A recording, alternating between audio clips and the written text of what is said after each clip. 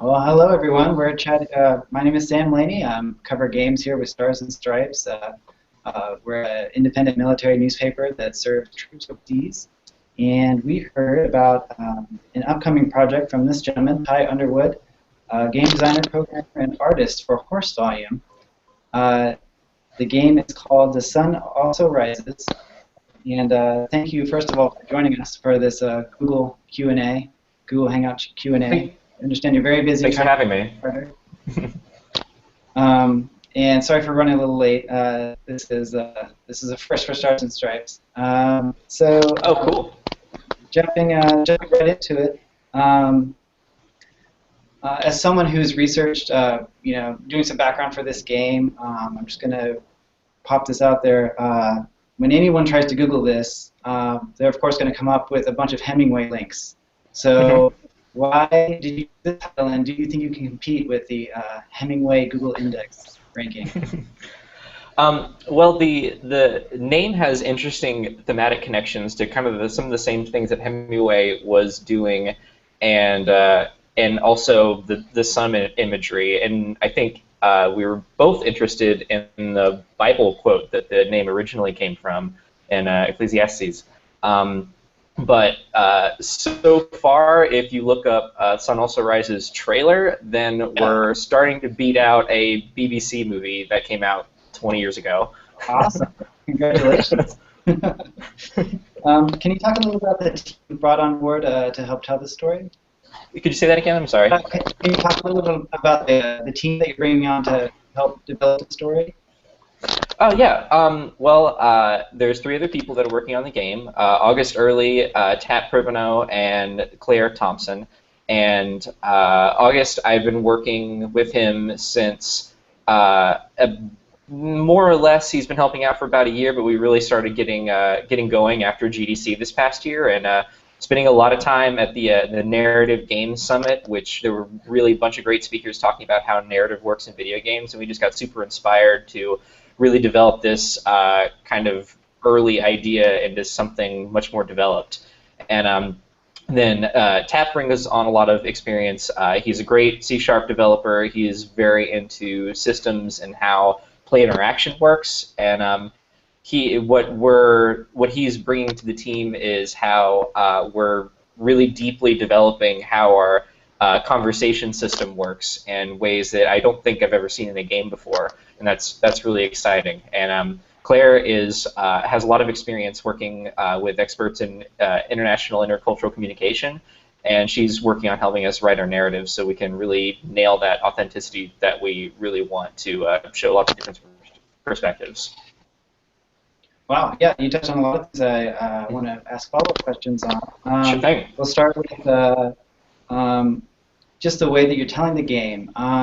Obviously, it grabs you just in the visuals and the sort of mechanic of the interactive narrative.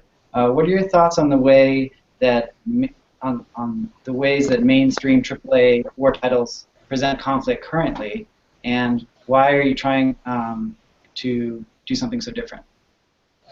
Well, there's a range that games have presented conflict in the past. I think just like there's room in the world for crappy action movies. I love them. I think there's room in the world for crappy action games, and not crappy in the sense that they're bad, but in the sense that their stories are pulpy and show like a very dramatized idea, kind of like some little bit of hero worship, a little bit of escapism. And that's fine. But there's some work that I've been building on where I don't know if you've heard of the game Spec Ops: The Line. Yeah. It came out in 2011, and it was this really kind of interesting bait and switch where it presents itself as a shooter that's just very brown, very actiony, then kind of pulls out the rug from under you. And there's been interesting games in the past that do that kind of thing where they comment on how games work. And in a lot of ways, we're building off of that evolution while taking in a kind of more literary push into it, and the Tim O'Brien novel, The Things They Carried, is a huge inspiration for how I'm structuring and how I'm thinking about writing the game. what we're kind of trying to do is take the interviews and the discussions that we've had with people and filter them through this narrative lens and through the lens of academics and different people that we're talking to, and then turning it into kind of this engaging story. And that's the new thing that we're bringing that games haven't done before in this area, I don't think. Sure, sure. And you're covering a lot of my question ideas in your great on the interview idea. So I was wondering if you'd use those interviews sort of directly in the story, if you just use them to color a fictional world.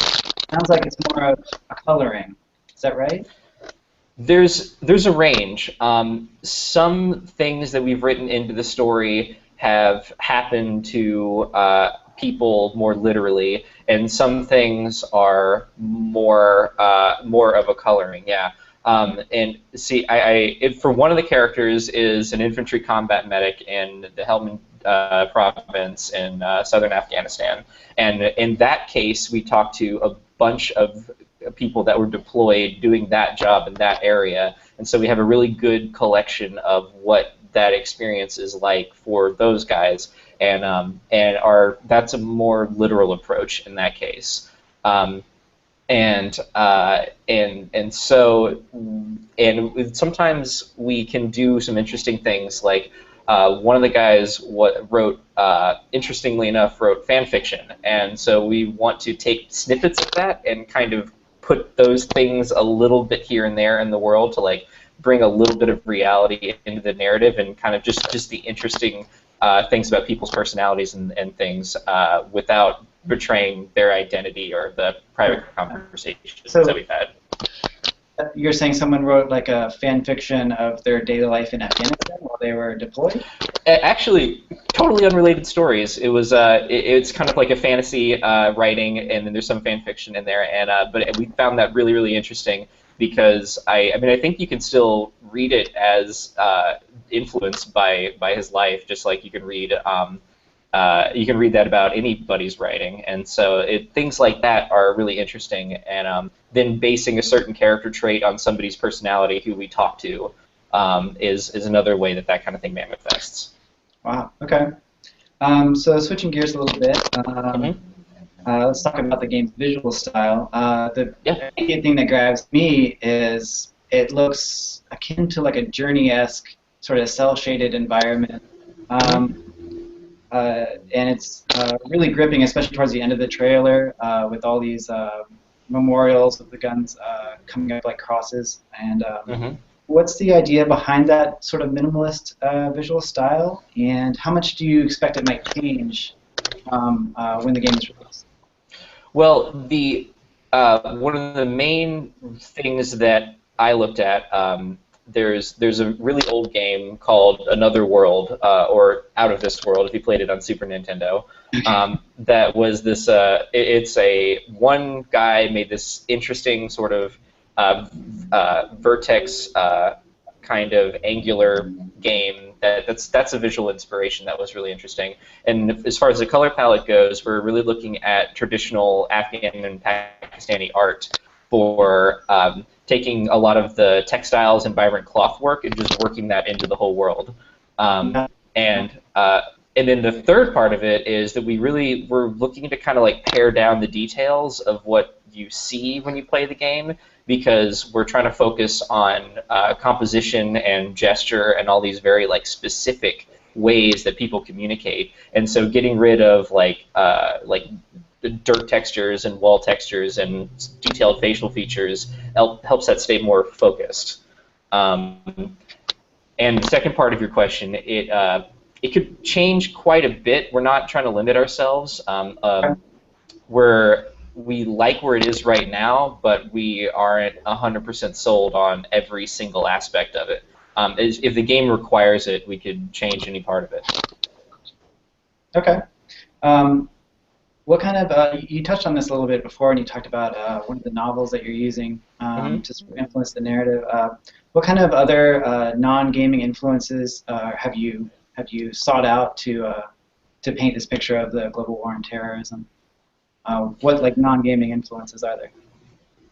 Well, aside from primary sources like interviews, I've looked at I mean, I have a stack of documentaries I still need to get through, but we started with some really interesting ones. We looked at that great documentary that came out a couple of years ago, Restrepo, and then a follow-up that was actually just in theaters about Korengal, called Korengal. And those are both very interesting. And then the Invisible War struck me very close to me, and it was extremely moving when I was playing the game.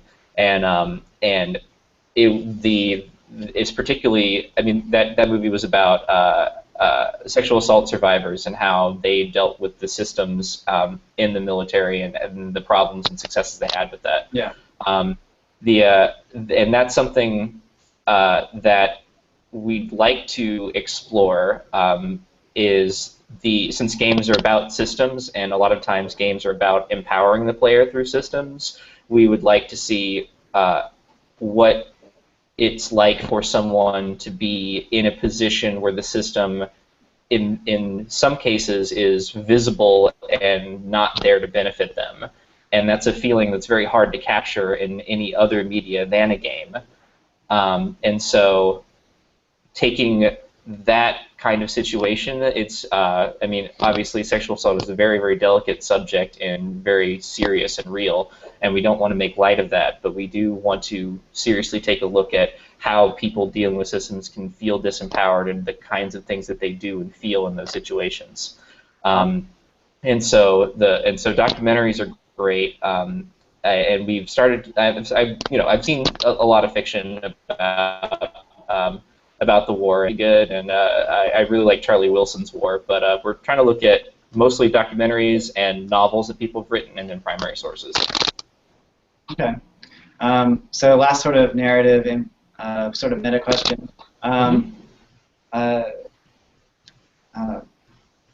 Is it strange, since the Afghan war is still going on, looking back at different sort of even action-packed war games or action war movies, a lot of times these arts are made with a certain distance removed from when the conflict is going on.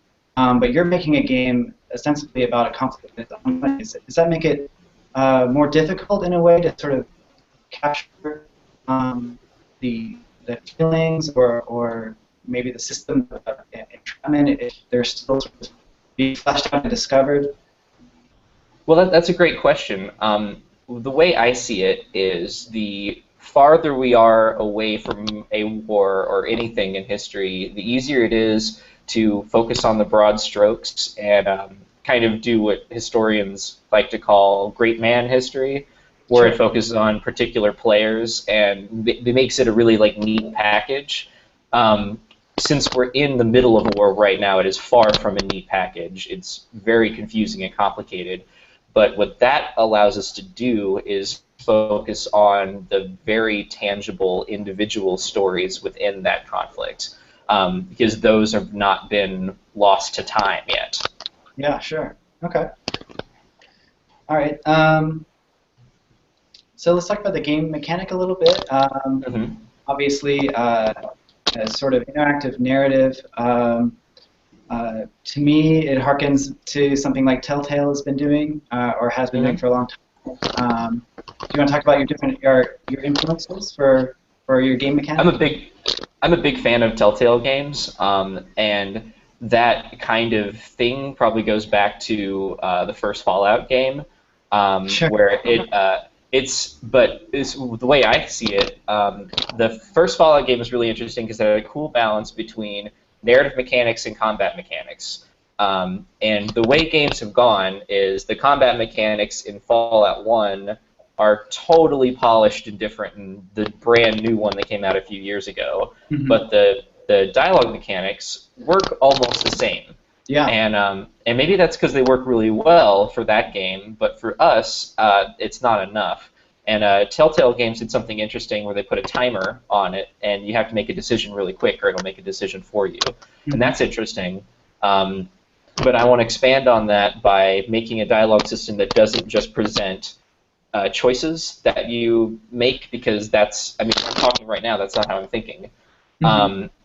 It's we're focusing on something that's more stream of consciousness, and something that will allow you to interrupt people, or not understand somebody, or have to talk in gestures instead of speech if you are not 100% on the same language page as other people.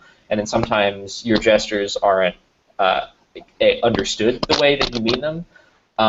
And so we're iterating on that, and there's a lot of things going on there. But one of my main inspirations is kind of like a little-known renaissance that's going on right now of interactive fiction, which is kind of like one of those old choose-your-own-adventure books, but in digital form, that a lot of artists are working with right now. And some of the ways that they're tackling just text interaction is really, really cool, and we're trying to look at those and expand on those ideas. That sounds really interesting. I hate to put you on the spot if you can't remember right now. It's okay. But do you have any would like to drop any names about any interactive text that? Yes, Particular? they usually fall in the spectrum of like the weird and arty kind of side of things.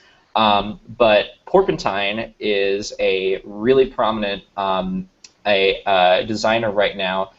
She won an award at the Indiecade Festival for a pack of 13 interactive fiction games, and that are very much worth checking out. Her most famous one is probably called Howling Dogs, which is about a process where you're isolated in a room that it's supposed to feed all of your physical and mental needs day to day, and it's about analyzing routine. But there's also some really good, funnier ones, like one of my favorites that it really influenced the name of our company. It's called Horsemaster. Okay. And it's this really crazy sci-fi romp where you're raising this like alien horse-like thing to compete in the Horsemaster competition. And it's kind of like, it plays a bit like an RPG, but it really turns that on its head in how it executes it. Awesome. Okay. Mm-hmm. I can put those in the chat if you wanted to look at them up later. Yeah, that would be great. I mean, definitely. And when I update the blog online, I'll throw a link out there. That'd be great. Mm-hmm. So I did a little background on you. Are you a current student at Savannah College of Art Design? Or I graduated. I graduated fairly recently, and yeah, and I'm still living in Savannah. But the team and I have applied to a incubator, business incubator in Seattle, and that's where we're looking to take the game. As soon as we hear back from them. Okay. So I noticed that you have designed a tabletop game before. I found a video of a demo of a game called Terrorists versus Wizards that looked pretty hilarious. Yeah, and that was actually, yeah, that's, I've got to make it clear, nothing to do with what we're working on now. Yeah. I mean, That was based on the PlayStation 4 demo. I don't know if you ever saw that. That came out a while ago. And I remember that they had just like a CG thing that was like this really, really silly kind of like wizards versus terrorists kind of thing. Okay. And I'm not sure what it was supposed to be, but it just I was just playing around in Flash, and it kind of like the idea was more based on a Mobius comic than anything else. Okay. Which I'm just a big Mobius fan, and but yeah, that but yeah, I did design a tabletop game.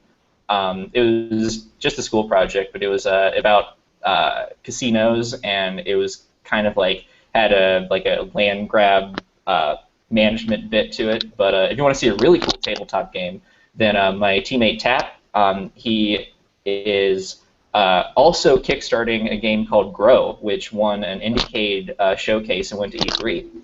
Cool. Yeah, it's crazy that he's doing the Kickstarter now, but basically with tabletop and physical games, you kickstart at the end of development, and with digital games, you kickstart at the beginning of development. Oh, weird. Okay. And yes, that's why there's an overlap, but that's very much worth checking out. So you can look at that as well. Okay. So for you personally, is this the first like major game development process that you're going to be going through? This is going to be the first game that I've released, but I mean, I've worked on more games and done more games than I can count. Oh, really? That basically when you're making a game, there's a major part of the process which is just testing it on every piece of machinery under the sun, and getting it thoroughly tested and making sure that it's doesn't break, and that's pretty tough. And so that's why a lot of the things I've worked on in the past are not just like publicly available stuff, is because I can't trust that it could even work. Sure, sure. But I've gone through the whole process with 4 or 5 different like major cycles. Okay. Um, can you talk to us a little bit about your Kickstarter, which is launching today or tomorrow? Thursday. Thursday, okay. Yeah, it's on Thursday at 4 p.m., so check it out. Basically, yeah, we just finished our video, and the Kickstarter is one of the major reasons that we're doing it is so that we can do better research and interview people from Afghanistan, for instance, naturalized Pashtun interpreters who have come over to the U.S. and would be interested in talking to us, because some people ask us if we're going to show both sides, and I mean, you and I know that it's not like a two-sided thing. It's like a very complicated fractal thing, but we're looking on getting as many perspectives as we can, and that requires a little bit of money to travel and talk to people. Sure. And we're also looking to just fund our development in the incubator and really get the game done fast and at the highest level of quality that we can. And so we're looking for people who believe in the project to come and pledge and back us early on. Okay. You have any ideas for? I mean, assuming that the timeline or the Kickstarter goes well, do you have any ideas for a timeline for development? Right now, we're saying 2015, and that's based on talking to other developers, and it looks like that the game could take up to a year, but likely be less than that. Okay. Wow. Sweet. All right. I think that covers pretty much all my questions. Anything Sure. you'd like to add at the end? One cool game mechanic that I forgot to mention that we're really excited about is we've seen, you mentioned Journey, and it had a really cool kind of passive multiplayer system where you were just existed with other people through your journey. And we thought about that, and we thought about, well, what kind of system could we put in that enhances that experience? And we came up with our own kind of passive multiplayer where it's asynchronous, which basically means that when someone plays the game, some of their decisions and some of the things that they've done are saved in the cloud, and then in the next person that plays the game, that changes how people react to them throughout the world and changes their experience. So a good example of that would be if a woman in Afghanistan has had certain kinds of dealings with soldiers, either good or bad, that's going to completely change how she responds to and how she gives information to or helps the next platoon that walks by. And so we're kind of systemizing that a little bit by making this kind of passive multiplayer where previous people who played the game kind of haunt the game for you, and then you affect the game for the next person. Even more of a direct connection than Journey, where in Journey you're just sort of, you can see the ghost, if you will, of someone that you can interact with it and beep with. But in this scenario, would you have any indication of whether or not this person that you're talking to has been influenced, or have you not figured that out yet, or haven't decided? Sometimes we think it'd be best to be like sometimes and sometimes not kind of thing, where you'll know sometimes, and other times you'll just wonder if somebody else had made the game this particular way for you.